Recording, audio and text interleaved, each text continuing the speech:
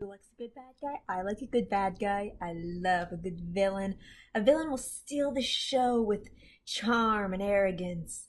And yes, arrogance is always charming, but there's something about the smugness and a character wanting to do what they really want to do, whether it's for the better or for the greed or whatever reason. There's just something so fun about watching that person, because inside you want to do whatever you want, and they're actually doing it, but with a big musical number, bad guys, and a wacky power or invention. I love bad guys. And I was introduced to two bad guys this week. Well, actually, in the last couple of hours, I woke up really early, watched some YouTube videos, and to my surprise, I found two things I did not expect to see so early in the morning, but did. One was the newest DuckTale episodes, and it was about the newest character, Mark Beaks. This is not a reboot character, this is a brand new character. Okay, he was never in the 80s, he's all millennial, he's all this new age stuff, okay? He's like a Steve Jobs. He invented an app that is called Waddle, and if you look at it, his logo kind of just looks like a sitting butt. And that really is the butt of the joke of this episode. Mark Beaks, the coolest thing about him so far is I think he's an owl. He's gray with these big yellow eyes, and you can see these little clawed feet, and he has these boring khaki like clothes.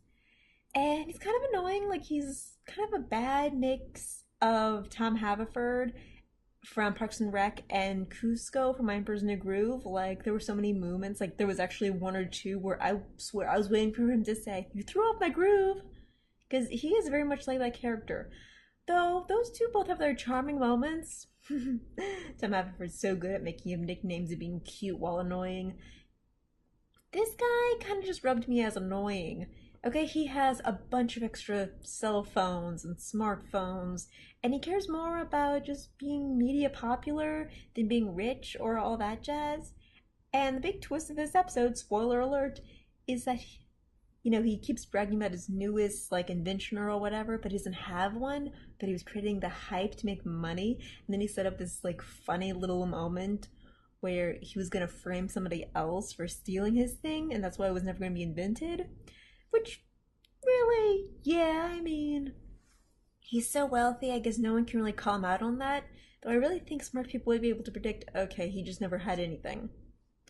But yeah, it shows that he's more of a showman than an actual real inventor. Like, right now he just wants to live in the moment and get as many likes as possible. And honestly, I get kind of annoyed when people talk about how millennials are so obsessed with their phones. It's like, yes, it's a fun toy. Shame on you guys for inventing such a fun toy, but we have more purpose than that. Or maybe we don't. I don't know, maybe it's a Silicon Valley reference. But it was kind of aggravating. There were two other side plots that were pretty cute, though. One is where Scrooge and his arch enemy, Glom Gold, who's basically just a chubbier, angrier, dumber version of Scrooge, they didn't like the new guy for messing with their clubhouse. But really, Scrooge just pointing out how dumb the guy is so funny. Like, he's not even trying that hard. Scrooge just has common sense. But yeah, Glom Gold has that good old fashioned, I'm gonna create an elaborate plan to trap the bad guy.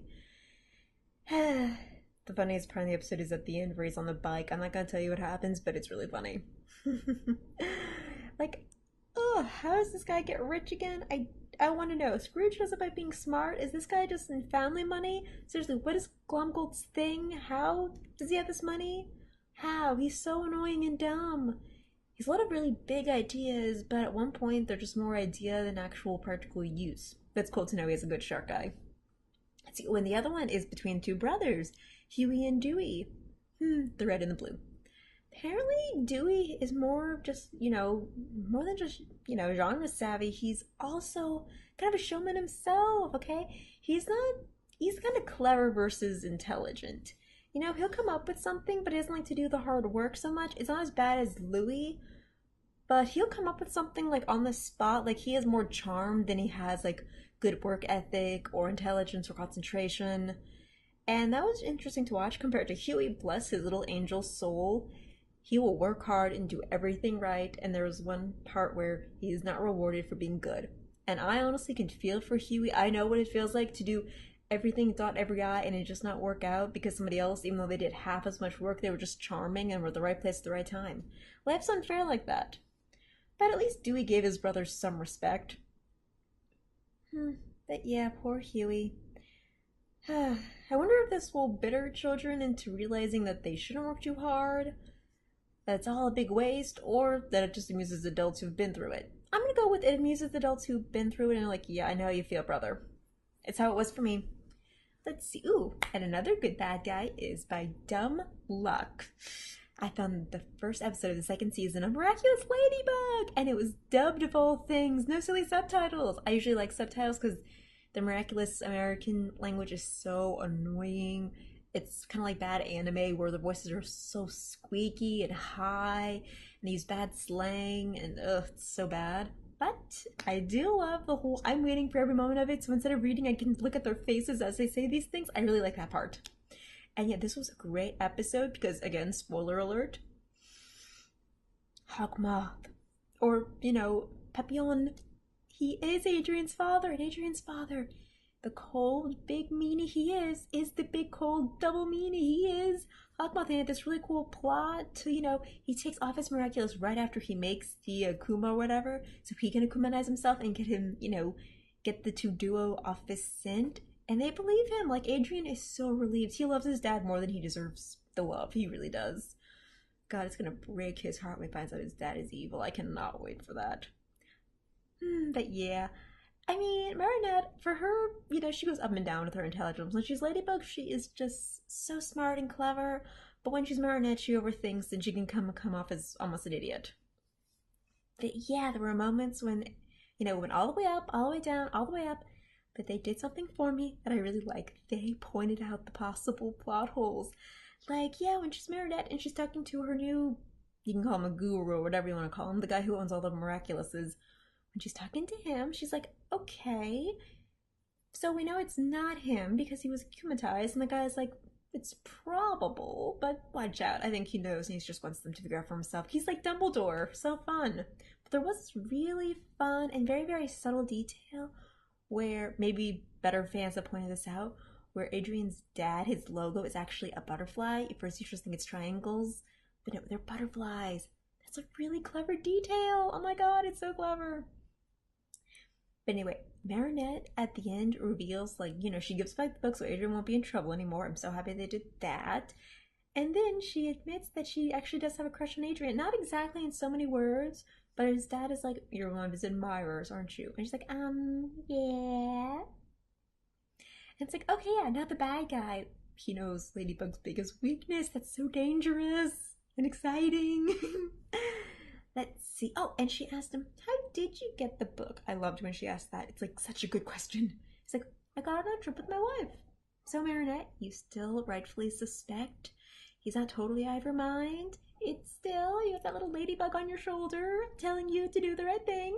And there's hope.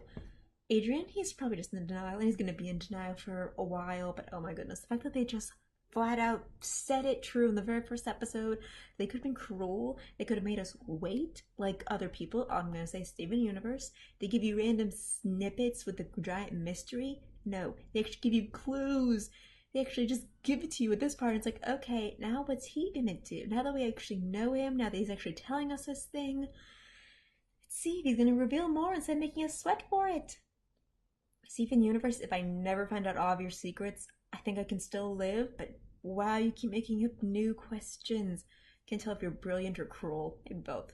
But Miraculous Ladybug, you did well by me. You did so well. You gave a really cool villain again, like the Collector with his book capturing images, or in this case, people and places. That's pretty amazing. That's pretty ingenious if you ask me. Such cool power, like illustrations, capture entire worlds in paper and ink. It's such a cool detail. But yes, this mystery is going to keep coming, okay? Adrian and Marinette, if you guys get together, that'd be great. If you don't, at least make it good. At least make us... No, seriously, put us out of our misery. It's torture. It's so torture that you guys can't figure this out. It's like, ah. I mean, Adrian wasn't there. Neither of them noticed. He notices that the kid has the ring. Are they going to talk about that? Talk about that, for God's sake. It's killing me. Okay. Maybe Big Hawkmoth guy has a big plan involving his son and all this jazz. I can only hope. Okay, but yeah, until then, DuckTales episode 7. I don't love the new character, but you still continue to be really good in a lot of areas, so good for you, Miraculous Ladybug. I cannot wait till the big reveal. Every single episode. Until then, I am waiting for that one moment. I don't care what his big plan is. I don't care if his mom is trapped in some alternate dimension or dead or whatever. I mean, I do care a little, but God, just reveal. Because the fact that they don't know yet is so annoying and stupid. Please tell me. Okay, that's my thing. Those are 2 shows I watched recently. Subscribe, don't subscribe, whatever, I don't control you.